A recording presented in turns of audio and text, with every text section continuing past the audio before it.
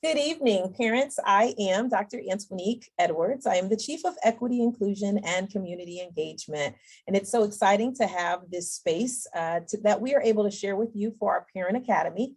Hopefully, if you're a first timer on today, you will be excited about all of these future opportunities that you will have, as well as tonight, to just learn more about various topics that impact our students across our district. And so what we do for our Parent Academy at this point in time is have virtual sessions that we rotate through each week on different topics. And so tonight's topic addresses mental health, but we have some other modules that you can find information out about at sbac.edu/Parent Academy. If you go to our Parent Academy page, it will share more information with you about the modules, and you can actually go back and see all of the recorded messages that have been shared by some of our experts in the Gainesville community on topics that may be of great interest to you. So we ask that you again would go to sbac.edu/Parent Academy. But tonight is our mental health focus. And so I want to turn it over to our mental health supervisor for our school district, Ms. Kimberly Joy, and she's going to introduce our special guest. Kim? Good evening, everyone. My name is Kimberly Joy. Like Dr. Edwards says, I am the mental health supervisor of Student Services. It is our pleasure tonight to welcome the Director of Child and Youth at Peaceful Paths, a domestic violence organization that helps our community in many ways, not just for the survivors of domestic violence, but as well as spreading awareness and education on domestic violence. So I turn the floor to you. Thank you. Thank you so much for the Parent Academy for having me in this evening to talk about this topic that I'm incredibly passionate about. As Kimberly Joy said, we cover Alachua, Bradford, and Union counties, and we help survivors of domestic violence, their children, but we also educate my community around healthy relationships. And so I'm really excited to be here this evening and talk about teen dating violence and healthy relationships. So I'm going to share my screen.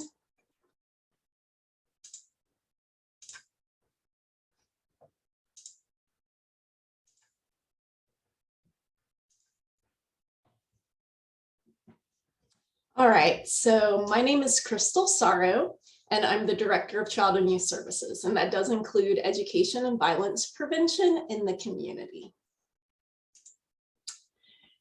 So a question we get asked is teen dating violence prevalent? Is it important? Is it something I should be concerned about for my child?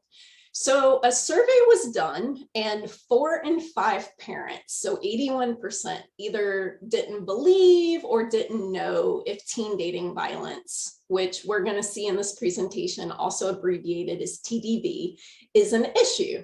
So is it a problem? Is it something that you should be concerned about, that is important for you to be aware of? So it really is.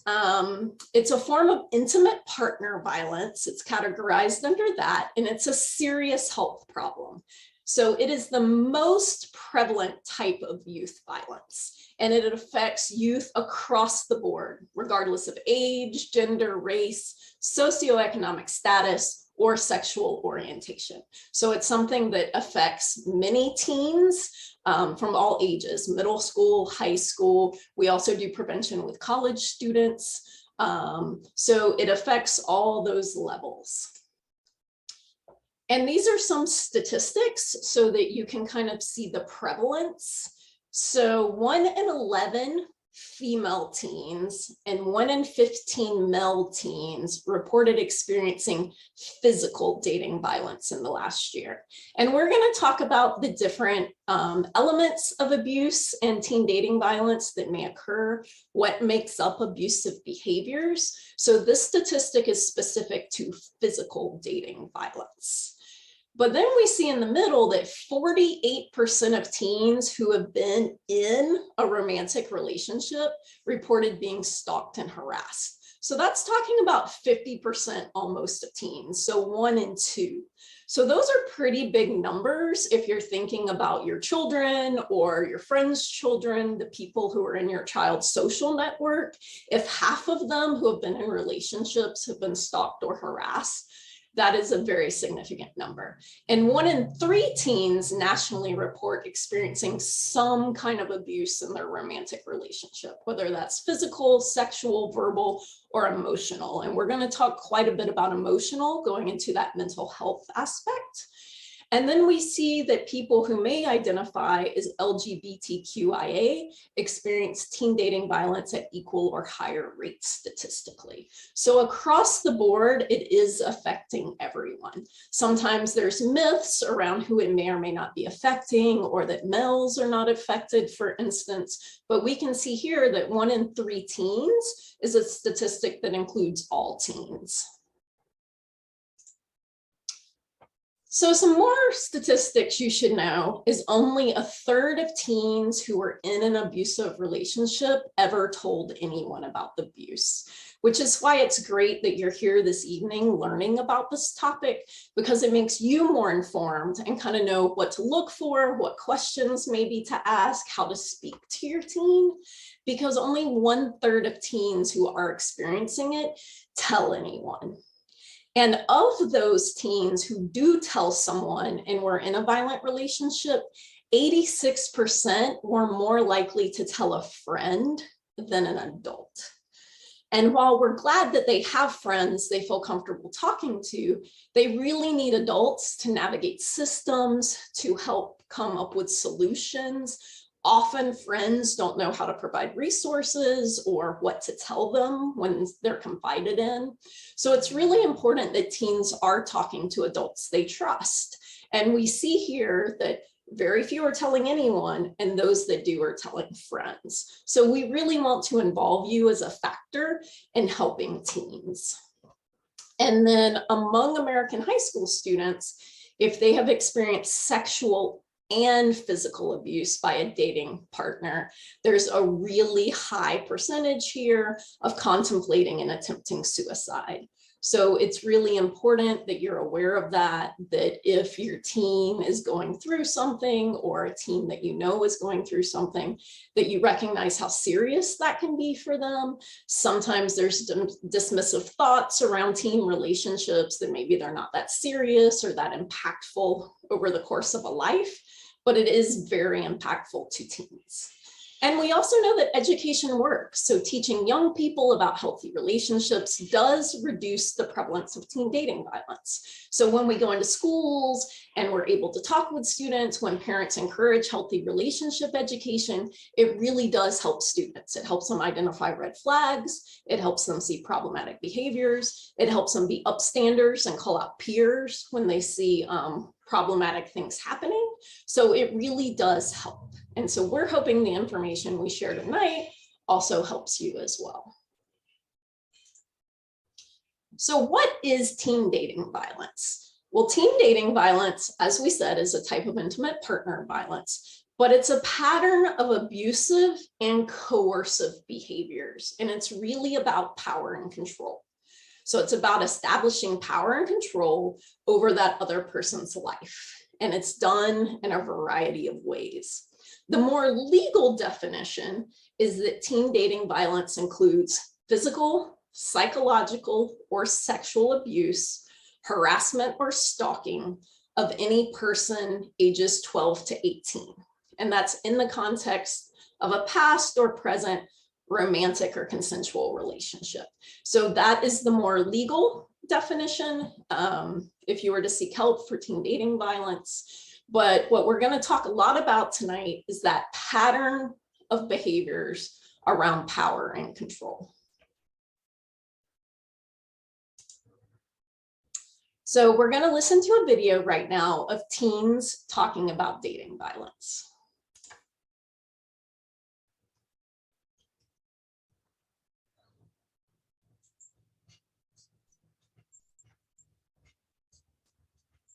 I'm in high school, college, high school, college, high school, early middle school. Abuse comes in many different forms.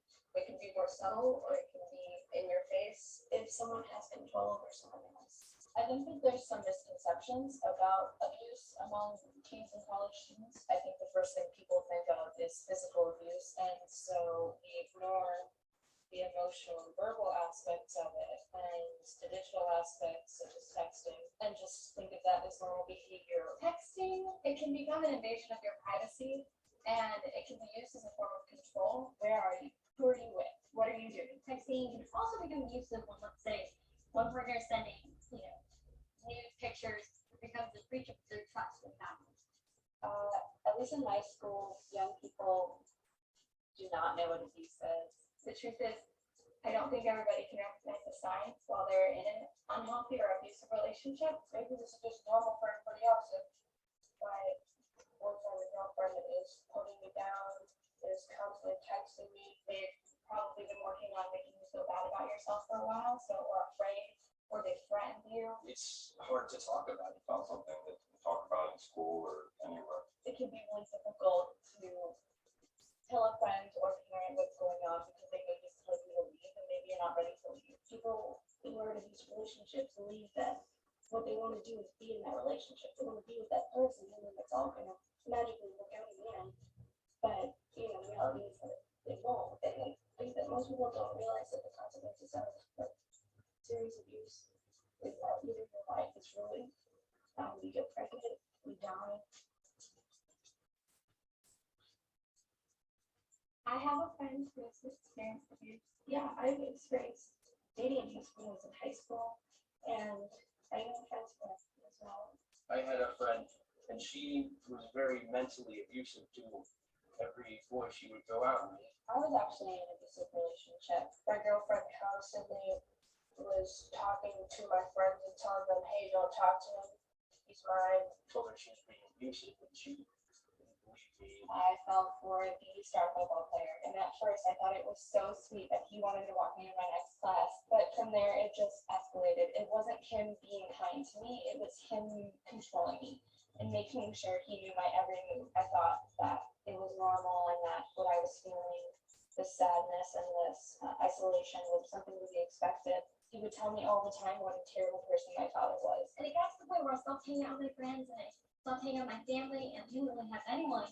And I felt like I was kind of losing myself. It was difficult, and I needed the help of my family a little bit. I didn't know how to get help or how to get out of it. It was up to my father to end it. I would like to tell the young people who are in an abusive relationship that you aren't alone. You can get help. Ask them if they know they're in an abusive relationship, and if they deny it, put the red flags and the warning signs. Help them get to the point where they'll have the confidence to leave the relationship. Because ultimately, they're the ones who are going to have to leave. I'm here to listen to what's going on. I'm not here to judge you. I'm here to provide resources for you. Look things up on the internet. I would tell them to go to loveandrespect.org. Organizations where you feel like you have people to fall back on and have your back, even if it's really, really hard. Because sometimes love is blinding. You just don't see what other people see. That is hurting you more than bringing you happiness. Listen to yourself. Know yourself. Become aware of your boundaries and don't be afraid to speak up about them and don't ever compromise them. You deserve healthy and loving relationships. For all those parents out there, I would say break the ice. We look up to you more than you know, and even when we don't show it, it means so much to us when you give us your advice. And I think it's really important to be an active bystander. We need to be there to support each other and let our peers know, even if we think they already know they're worth it, or that their parents tell them about it, or they hear it from someone, just say it anyway. Just start talking, start talking. Start talking. Start talking, start talking. It's time to start talking.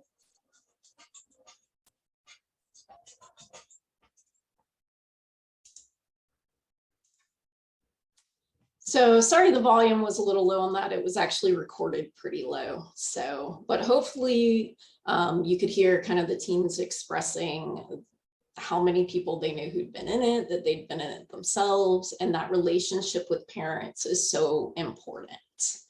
So this is the power and control wheel.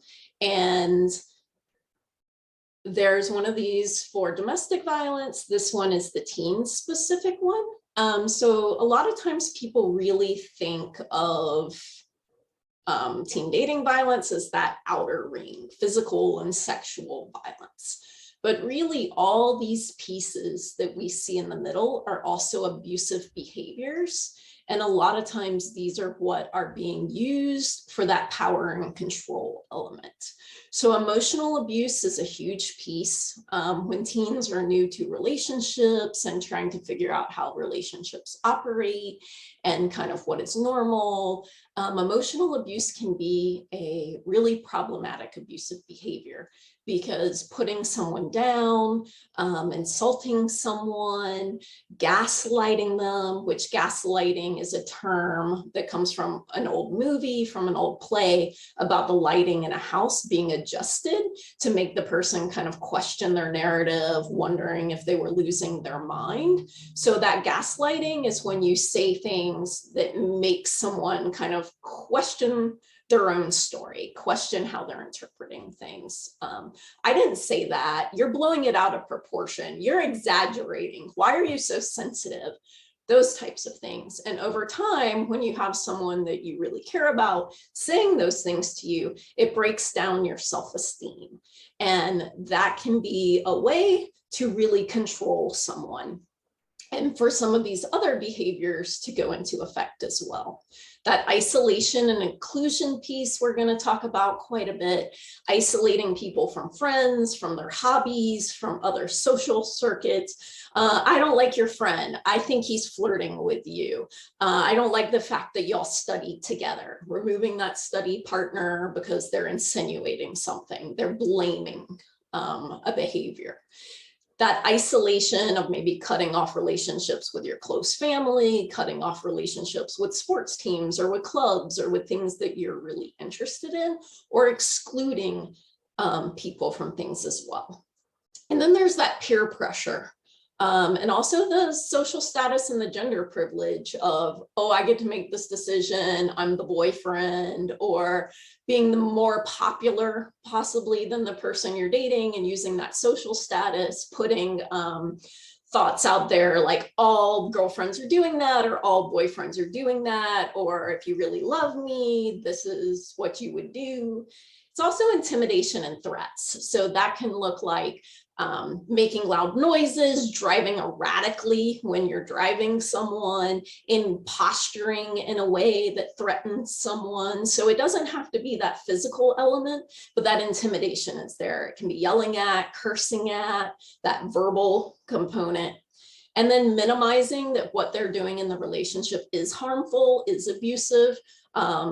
Again, that you're exaggerating, I didn't mean it that way, this isn't abuse. If the person does try to talk to them about it or confront the behavior, there will be denial if they confront them, or blaming. I wouldn't have blown up at you if you hadn't done X, Y, or Z. So that putting the blame on the other person, trying to get them to apologize instead.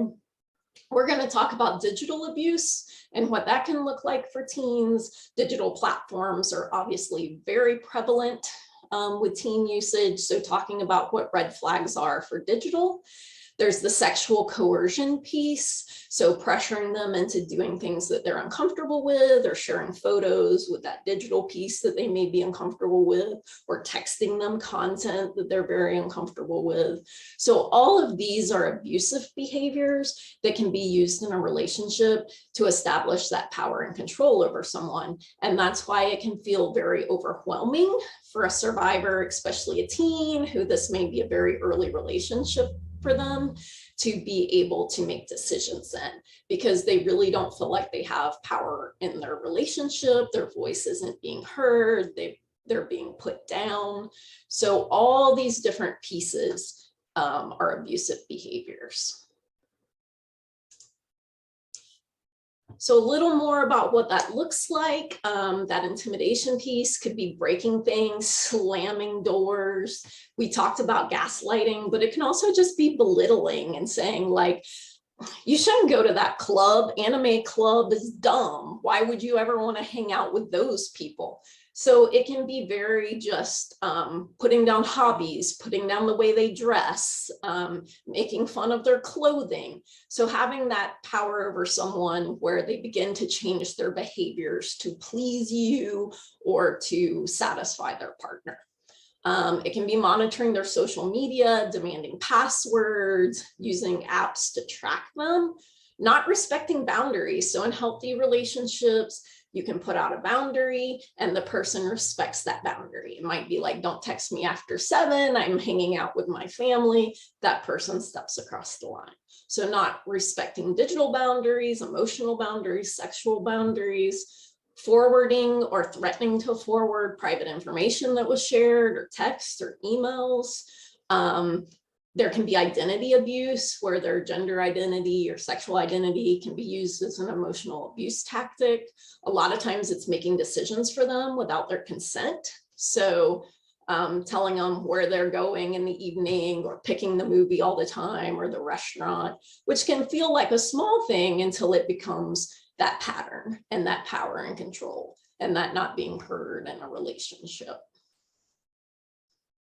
And we heard them say a lot of this in the video too, where the teens were talking. So we want to talk a little bit about the gender norms and teen dating violence. So really rigid gender norms hurt all genders.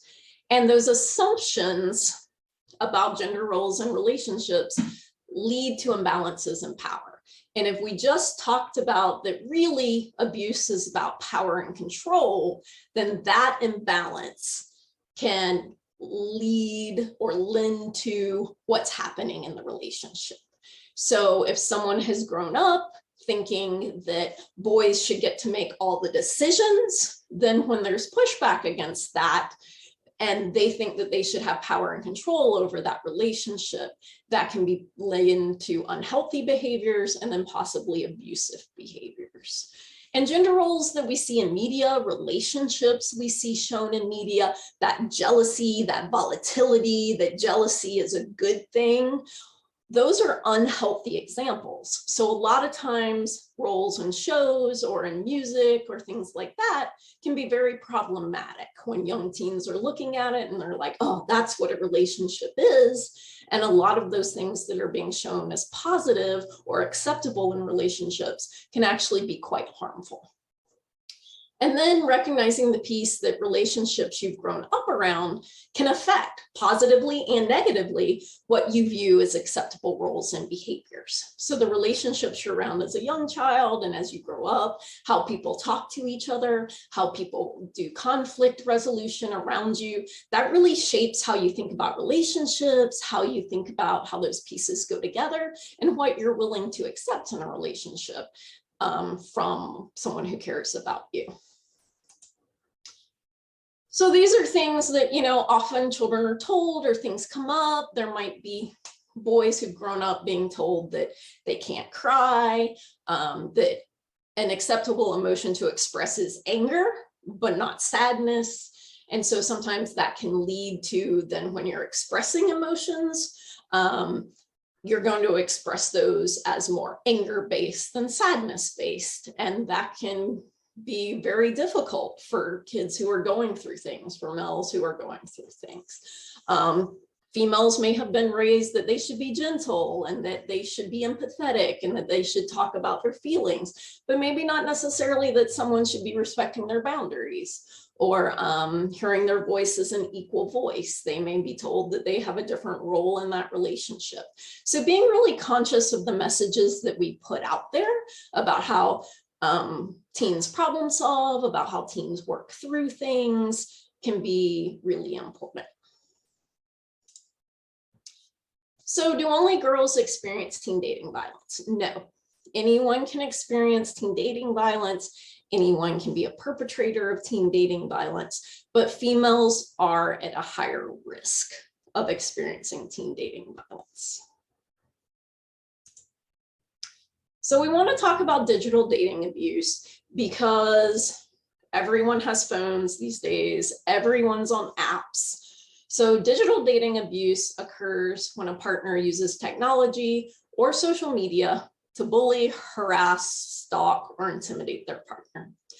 And studies show that between 1/4 to 1/2 of 14 to 24-year-olds have experienced digital dating abuse. So this is a platform that's being used a lot when it comes to power and control. And it's something that's been very normalized. So constant text, for instance, So love bombing, sending, tons and tons and tons of messages. Sometimes that can feel to people, to teens, like, oh, they're really into me. This is really exciting. I'm on a real high. But those texts can become disrespectful, not honoring their time, not honoring when people ask them to stop. It's a barrage of emotional things all the time. And so that can be largely problematic. If you try to step in and set a boundary within your family, there can be definitely pushback against that. So you're not always aware of all the texts that are coming in, texting images that are uncomfortable for your teen. They may not know what to do about that. So it can also be threatening to post or forward pictures or personal information, something that was shared in confidentiality, or maybe even just a picture they don't like of themselves, that they don't want shared, that they don't like how they look in, and then using that as a threat, using any information that is really theirs. Access to passwords. So it's important your teens know they don't have to share their passwords. It's not a requirement of a relationship or a friendship to share passwords with people, because a lot of times on phones, you stay actively logged into apps. So if they go on the different apps and they click it, they're automatically seeing all of their dating partners' information or their posts or things like that. It's very easy to hack a social media account, which doesn't necessarily mean breaking into it, but just opening that person's phone and posting as them, or unliking posts or liking posts, or even saying, why is that person liking your things? I don't want any other guys liking your pictures. Why did you post a picture of you in a crop top? So it's all about that power and control, but through all the different media platforms. It can be, again, asking or demanding or talking them into, which is coercing, sex or inappropriate photos. And then it can be using apps to track their location. So Snapchat, for instance, has a feature called Snap Maps. And on Snap Maps, you can see where your friends are. So if there's a person displaying abusive behavior, trying out that power and control piece, they may be saying, I saw you went to the park. Why didn't you tell me you were going to the park? Or why aren't you responding to my constant text? I can see you're at your house. So a lot of those apps share locations, share location information. And so kind of knowing what apps your teens use, talking to them about ways they can be safer on apps can be really important. And apps change all the time. So the ones that are the most popular are control settings, like we all know from our own probably personal social media things, that they're always changing how privacy works, what's being shared about you, how you can go in and change that, how many times you have to go in and turn a setting off because they've changed the setting.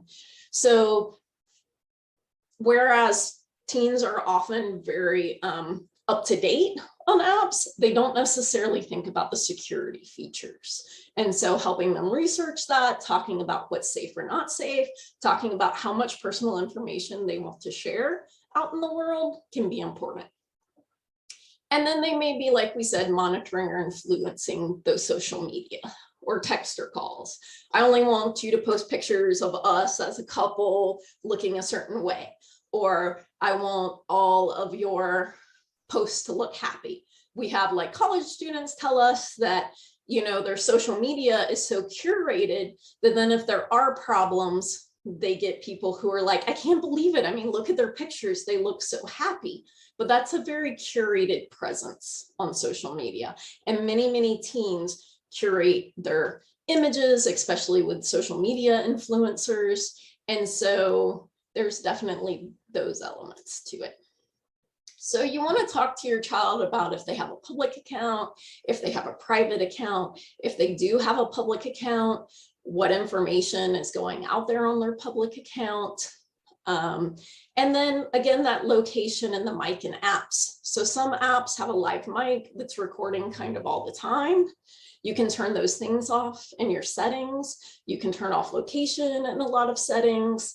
And then again, that piece, are they staying logged into apps that other people have access to, whether that's through a laptop or through mostly their phone, but are they staying logged in? Is other people accessing their things? And a lot of times people are so attached to their devices, they don't really think about like, oh, I handed it to my friend and they were going through my stuff, or it's just a very normal behavior. So they don't really see it as a way that power and control can be used until they start getting maybe those threats or that pressure to join groups they don't want to join or share information they don't want to share. So protective factors, this is where parents are so important, because the protective factors that we know help teens and reduce the risk of violence, that number one factor is connectedness to family or other caring adults. So having those adults in their life that they have strong connections to, that they feel they can talk to about things, that they feel like they can really be themselves and be open with, that reduces the risk of violence, those relationships. Having frequent and positive shared activities with parents. So even though they may complain about doing the family activity this week, those are actually really a protective factor in their life. Having those frequent check-ins, going to get ice cream, just taking a car ride together, hey, go to the store with me, all those frequent activities and them having a positive spin on them, y'all having a minute to talk in the car with each other, all those things are a protective factor. And then that positive engagement with teachers and supportive school environments. I'm so delighted every time we're invited into schools. And the number of teachers and administrators and mental health specialists who care about your children and want that relationship is so powerful. And so having that positive engagement with teachers, that relationship with teachers or their favorite club sponsor can make a big difference. And then the involvement in pro-social activities. So those club involvements, those sports involvements, those things that tie them into other children, into other teens, into other relationships. And friends they can talk to, friends they can share with are a protective factor. So characteristics in your schools and your neighborhoods can increase or decrease the risk of violence. So if your neighborhood is creating a climate that inhibits violence, that doesn't support those behaviors, that supports positive growth, that supports equality in relationships, then you're going to see that. Because broad societal factors can play a role in the climate that children grow up in and what the neighborhood tolerates or what the neighborhood actively works against. And the same thing with schools. So this is the teen equality wheel. And what this is what we want to see in relationships. So this is the healthy relationship part. And so these are the behaviors, this contrasts with the power and control wheel. These are the behaviors that make up healthy relationships. And these are the things you really want to talk to your teens about as they get into relationships, and as they learn how to navigate relationships, because there will always be questions and there will always be conflict, but it has to do with how we navigate that. So that non-threatening behavior, when there is conflict, when there is an argument, can you talk about it in a way that's non-threatening, that you don't feel intimidated, that there's not that fear. Negotiation and fairness, so working through things, listening to each other, giving each other a chance to talk about things. If I pick where we're going to dinner tonight, you get to pick the movie on Saturday, having a real balanced relationship. So that shared power piece where one person's not trying to take control of the relationship, but each person has a voice and that voice is heard by the person and respected. And respect's a big one, that respect for boundaries, that respect for consent, even with little things like, do you want to hug today? Do you want to hold hands in the hall at school? Or does that make you feel uncomfortable and you'd rather not do that? So being able to talk about what your boundaries are, what you're consenting to, understanding trust and support so that you're there to make your partner feel better about themselves, to lift them up, to support them when they're going through something difficult, and to help them grow as a person. You want them to be confident, You want them to have their own interests, have their own hobbies. It's not a codependent relationship where it's just me and just you, but you have relationship with your family, with your friends. I like it when you go out and have fun with your friends. I think it's really cool that y'all are taking a drawing class together and you get together and do nature studies. So supporting that person's interests. And then there's that honesty and accountability piece. So when you feel like you have to communicate with someone, that you can be honest with them, and that person then takes accountability as your dating partner, that they say, I really hurt you and I'm really sorry, and I recognize that I didn't handle that well. This is how I'm going to change my behavior. This is how I'm going to do better. This is how I'm going to support you. And then making that change. So that accountability piece can be really important, and really important to talk to teens about. Because if teens are having problems in a relationship, they may say, I told her 3 times that wasn't okay with me, and she keeps saying sorry, but nothing changes. So that accountability piece is about how we apologize in a meaningful way, and then how we make meaningful change in our relationship. And recognizing that all relationships are not going to work out, even if there is healthy behaviors going on. And so talking to your teen too about how breakups are hard, but how they happen. And within a breakup, also being respectful, also trying to communicate that it's okay to feel those emotions of sadness or anger, but how we communicate around that and how we show respect around that and how we have non-threatening behavior around that is really important. So how to help prevent teen dating violence as a parent? Be willing to have those hard and uncomfortable conversations. Try to answer questions openly and honestly. If you're not sure, tell them you're not sure, and then look up information, look it up together. But be willing to have those conversations that can feel a little hard. And teach your children about healthy relationships, support healthy relationship curriculum, what you're coming to tonight, to empower yourself learning more, empower your children in their relationships as well. Raise assertive children who can voice their opinions and voice their needs. And I know sometimes that can be really difficult, but that is really important, because assertive children can set those healthy boundaries and do realize when someone violates their boundaries that they're not being respected, and are likely to think about it in those terms if those terms have been presented to them. Model ways in your own relationships to disagree in healthy and respectful ways, to approach it in a way that's healthy for everyone, even if there's disagreement, or even if there's conflict within the family, or even if you need to say, let's talk about this a little later. I want a little time to think about your point. And then teach children how to set those healthy boundaries and model respecting boundaries where you can.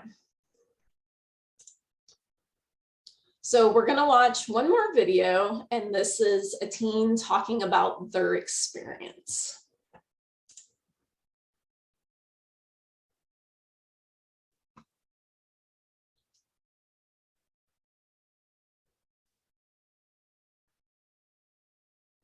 It was my sophomore year, and it all started at the back to school dance, the first week of school. We were dancing all night, having a really fun time, and enjoying each other's company.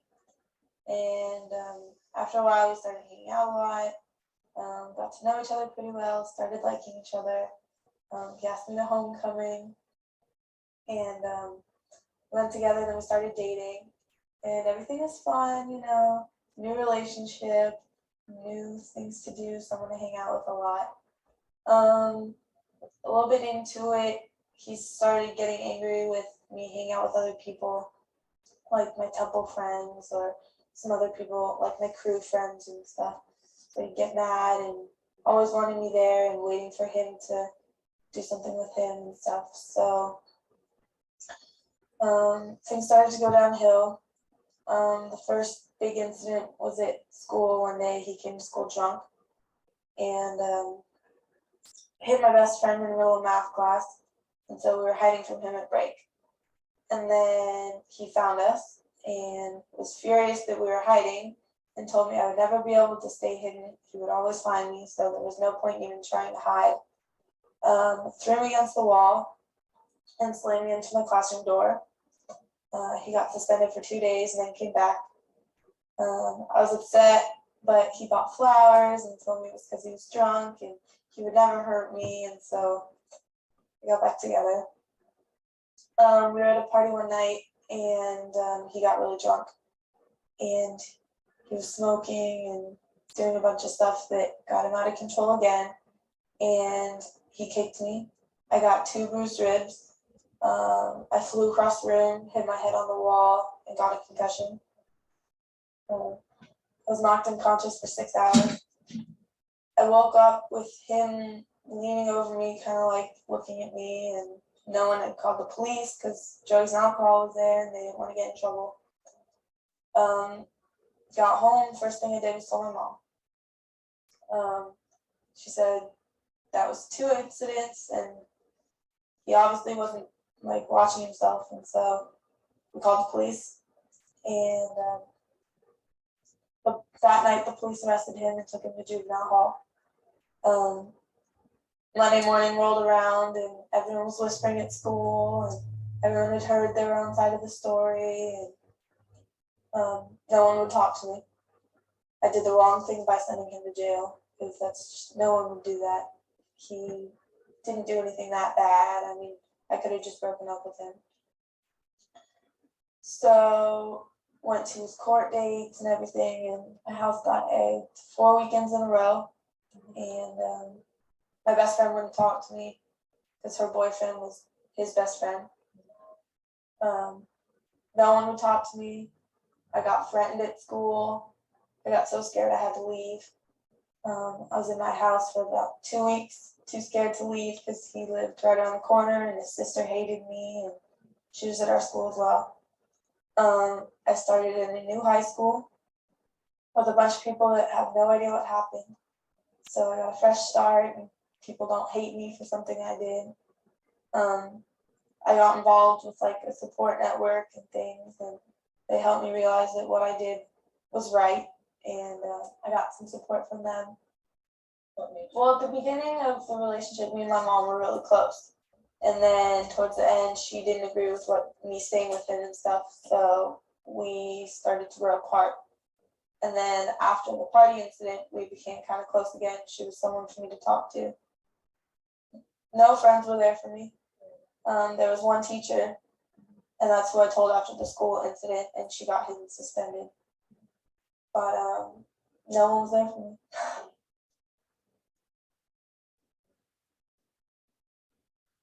It's just something different, I think. And like most people, it was just a big change.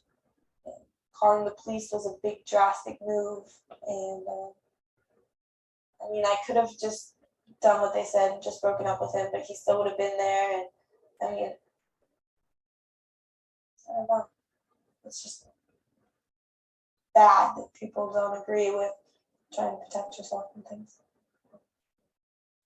It's a horrible thing, and most people kind of push it aside and don't really bring it up, but it needs to be brought up, and people need to realize how wrong it is and how it needs to stop. We haven't actually talked to each other after he got out.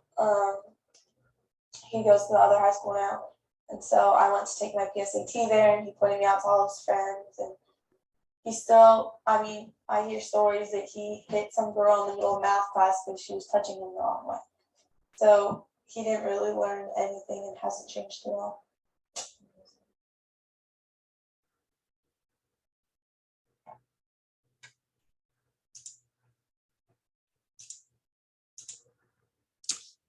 So we saw there what she went through, but also got to hear her tell how she felt people weren't really there and people didn't really understand, and that she was able to talk to that teacher. She was able to talk to her mom, that her parents had to navigate the system. But we also see like the social costs there to her, and her having to leave the school, her having to kind of start her life over after experiencing this. And so that's something to be aware of as well. Signs to look for in teens are changes in clothing, maybe covering up more, maybe their whole style kind of changes, grades falling, missing those favorite activities, those isolation and exclusion pieces, not as social with peers, changes in sleep and eating patterns, which you may really see as their parent. And then that withdrawn or showing signs of depression and anxiety, changes in mood, that your relationship with your child has changed. They're feeling more distant, but they're feeling more distant in like an anxious way, or you see them having those changes in sleep and eating patterns. And then for the physical part of the abuse, seeing any bruising, especially around the wrist or the neck. So children may be really nervous to talk to you about teen dating violence, and there's a lot of reasons why. They may be afraid of disappointing you as a parent. They may incorrectly think that it was their fault, especially if someone's been blaming them and denying and guilting and all those pieces, and they've begun to believe that. Your child may have been coerced into a behavior that they know you disapprove of. How we heard in the video that no one called the police because there was alcohol and drugs there and people didn't want to get in trouble. So your child may have been coerced into something that they know is going to disappoint you, or be afraid that it's going to disappoint you, or that you may judge. And parents may have put down a boundary that the child ignored or the child violated around, maybe digital or being on social media or getting texts from people, things like that, that maybe they've been participating in, and they know that they've violated a boundary with you as a parent. You may not know your child is dating anyone. So that might be something that it started at school, it's only happening at school, and that they haven't been completely honest with you about. And if there is negative behaviors there, abusive behaviors, they may feel really afraid to tell you. And a teen may have been threatened by their dating partner specifically about information sharing. If you share information, I will hurt myself. If you tell your parents this is going on, I'm going to get more mad. Things are going to get more violent. So they may have been threatened by their abuser as well. So just realize that all of those thoughts could be happening. So when you see these warning signs, talk to your child, ask how things are going. Even if things have felt strained, try to start that conversation. At first, they may not open up, they may not share, but if you keep showing your interest and you keep saying caring and supportive things, hopefully that they're going to open up. But don't be dismissive of their relationships or feelings or fears, or kind of step into that piece of power and control. Well, I can fix it all for you, without really talking to them about how they're feeling and where they're at in this moment. And realize, like she talked about in the video, that peer intersections can make their experience worse. So like in the video, her friend was dating his best friend. The sister also went to the school. Her house was getting egged. All those different pieces that are peer intersections that are super important to teens and really to all of us. And just know, if abuse is occurring, effective action often requires that team effort. School, counseling, police, or legal, depending on what the situation is for the individual teen. So you saw that the school had to take action there, that the police were also called. Getting into counseling or getting into other resources can be super important. Different systems have different ways of handling things. So reaching out and talking to your individual school about how they handle things can be very important. But minors will need adults to help them navigate those systems. They are minors. So for instance, if you wanted to get like a restraining order, an injunction for protection, that has to be done through the parent. So because the student is a minor. So just being aware that minors do need adults to navigate those systems. And please use supportive language. This will help open up conversations and have student or teens really want to talk with you versus that blaming and non-supportive. And it can be really hard to kind of control your initial reaction when someone tells you something. So kind of thinking about in advance, if this situation came up, how would I handle it? What would I say? What would I want to say? So that it's not this kind of knee-jerk reaction that makes your child kind of close off or shut down or stop talking to you. So some good things would be like, what would make you feel more safe? And then assuring them that abuse is never okay. This is not your fault. This is not the teen's fault. Abuse is a choice of the abuser. Saying, I understand this is a really hard conversation to have. Thank you for talking to me. We know that only 1/3 of teens ever tell anyone. So if your teen is talking to you, it's important that you acknowledge that and acknowledge how close your relationship is. I'm here for you. What would feel helpful in this moment? Would you like to talk with a support line or counselor? All those things. Things that are not helpful are those judgment calls. You're too young to be dating. This is why I didn't want you to date. Why don't you just leave them? Just tell them it's over. You need to refocus on school, not dating, because it ignores all those dynamics that we've spent this evening talking about. So some of the most harmful things people can say to survivors is, why didn't you just leave? Because now we know, when we look at how all those things come together, the emotional abuse, the isolation, the peer pressure, that there's a lot of things going on there. And they may still really care about this person. They may have a lot of conflicting feelings, especially if it's a first relationship or they haven't had a lot of experience. So it's important to use this supportive language and not to blame them in any way, because it is not their fault. So these are resources, and then we have a couple minutes for questions as well. But the greatest resources, we said, are trusted adults in the teen's life. So families, teachers, family friends, guidance counselors, those adults that teens will open up to. But this next resource, the Teen Dating Abuse Helpline, is wonderful. You can go on their website, loveisrespect.org. They're the website that created some of the videos that were shared tonight. And they have all kinds of helpful articles on there. So it's not just for people who need support as a survivor. There's quizzes on there about, are you in a healthy relationship? There's parent resources. There's all kinds of information about healthy relationships, about red flags, about the relationship spectrum, what's healthy and unhealthy and abusive. But teens can also text "Love Is" to 22522, and that's a live chat. And so they will text a teen or you back, and you can do it that way. When you go on the site, there's also a live chat feature on the site. If you want to use that, there's a telephone call. But again, helpful articles, but also that help as well. The Trevor Project is listed on here. Great support for LGBTQ+ people. The National Suicide Prevention Lifeline is on here because we saw those statistics about suicide tying into teen dating violence. The local helplines are on there as well, and my information. We also have an Instagram at Peaceful Prevention that is aimed towards teens, and so provides a lot of content around consent and boundaries and teen dating violence and what that looks like. And we also do presentations in schools for community organizations. We do presentations on domestic violence as well. So I'm always happy to come in and talk to more members of the community and share this really valuable information. And we know that the relationships we experience as children and as teens affect our mental health as adults.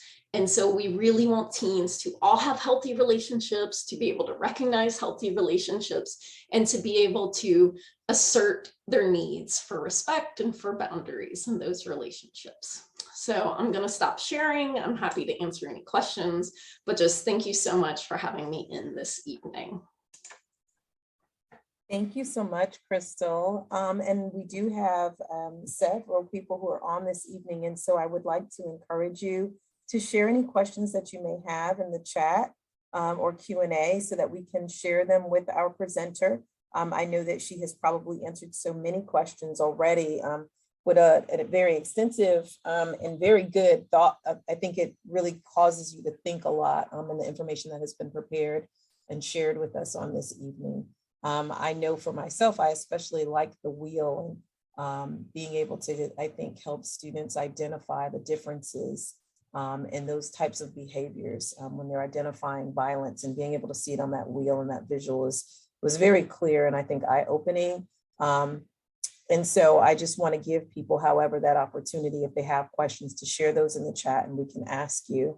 Also, I want to remind people of the resources at the end, because we have these replay opportunities available to us. You can always go back and look at that last screen that she shared to look for those resources. I don't see any specific questions right now, but I think that may be because you've answered a lot of questions. Here's one. So as a parent, how can I intervene when I see the red flags in my teen's behavior? Yeah, so as a parent, if you're seeing kind of more red flags on that power and control thing, I would definitely try to open a conversation with your teen about those behaviors specifically, or why they feel that these behaviors are kind of how a relationship works, or kind of where they're coming from. Because a lot of times teens, especially in new relationships, have seen things that they're not kind of quite sure why they're reacting that way or acting that way, or what my friend said. So really opening that conversation and talking about it. Or, you know, you can even come from like a third party way of like, oh, I was watching the show and I noticed this guy acting that way, and I would never want someone to treat me that way. I mean, like, respect is so important, even in young relationships. Something that validates the worth of their relationship, but then also addresses the behaviors you see that are problematic. So learning how, none of us are taught these things, which is why I think it's so important. So that piece of communicating effectively, or what do I do if someone breaks up with me, or there's things that we don't say to people out of respect, like those things can be really overwhelming in the moment. And so kind of walking through, okay, well, if you're thinking about this, let's talk about it a little bit. So, and I know those relationships as teens get older can feel awkward and uncomfortable, or they may not be responsive, but sometimes even just you monologuing about something, your teen is receiving that and picking up on that, even if at the time they're groaning about it or rolling their eyes about it. Putting it out there can be really important. Thank you for that. Yeah. If you have any other questions, and she's, or he, either, I don't know, has said thank you. I think that's some great information. If there are any other questions out here, here's a great opportunity for you to share. While you might be thinking about those questions, I would like for you, Crystal, to share some of that, which you talked to us about prior to us going live today, in terms of information that's available in Spanish. Yeah, so we've actually recorded a presentation, and it's our like middle and high school teen dating violence presentation we present to students. And we've had 2 advocates who are Spanish speakers translate the slides and do a voiceover. And so we can share that with people so that students and teens who are Spanish speakers as their first language can get the full effect of the presentation. So we're super excited about the accessibility of that. Yeah, I think that's great. Okay, so we have another question. As a 14-year-old girl, how do I tell my aunt about myself without her getting upset? Yeah, so that can be really tough, I know, to talk to an adult, but it sounds like if you want to tell your aunt about yourself, that y'all probably already have a pretty close relationship. So you may just want to start with that, you know, Auntie, you know, I love you, you know, that I really care about you, you're an important adult to me, and I want to tell you something about myself. but I'm afraid that you might react or that you might get upset. And so I just want to be able to tell you that, and maybe you could take a minute and then respond, or maybe we could talk about it later. So if you start by letting her know that like you really care about her, you really value her opinion, and that you have something kind of heavy you want to share with her, that might kind of set up her being more receptive to hearing you and to seeing you. Thank you for that. We were asked if this recording would be shared, and so I have also shared that in the chat at sbac.edu/Parent Academy. All of our videos will be posted there. We actually will have an opportunity for you to subscribe moving in toward the future to our YouTube channel. And so the videos, you can go to the channel and you would have received notifications each time we go live. But right now, they're all currently posted on our page. And so this one, as soon as we kind of do our edits for our intros and outros, we get those together from the IT team, and then we place them on the page. So in the next couple of days, you would see this particular recording on our website. Again, at sbac.edu/Parent Academy. Are there any other questions? I think we have time maybe for one more, if there are any questions out there. We typically will try and meet from between 6 and 7. And so if you do have questions later on, we always encourage you to share with our guests or to reach out to staff members with the school district if you have any questions about a particular topic that we have. And we'll be more than happy to connect you with the right resources and persons who can help you. I think that is it for this evening. I want to say, Crystal, thank you so much for sharing and just giving your time to this on today. Such valuable information, having been in the school buildings. And as you know, when we've done some of our mental health sessions before, you have provided for us opera presentations, and some of the feedback from students was overwhelming in terms of questions that they asked. And so I never want for parents to underestimate what kids might be reflecting upon, thinking about, and where they have questions. And so it's always good to have dialogue about topics that you might think may not impact them. The other thing I would like to say to those parents who are out there who may say, well, my child isn't dating, or I don't really see any of these signs, is that if you're having those conversations with them, that information may be impactful because they may be having conversation with their peers who might be going through some of these things. And so it's beneficial for the knowledge that you may give to them and insights that you give to them when they're translating it to their peers. So again, thank you. Thank you, Ms. Joy, for being on tonight. And I think that's it, everyone. So I'm going to say, have a good evening and meet us here again at our next broadcast, which should be next week. We'll have to look at our schedule. Again, those as well get posted to the sbac.edu/Parent Academy page. So check us out there. Again, have a great night. Bye-bye.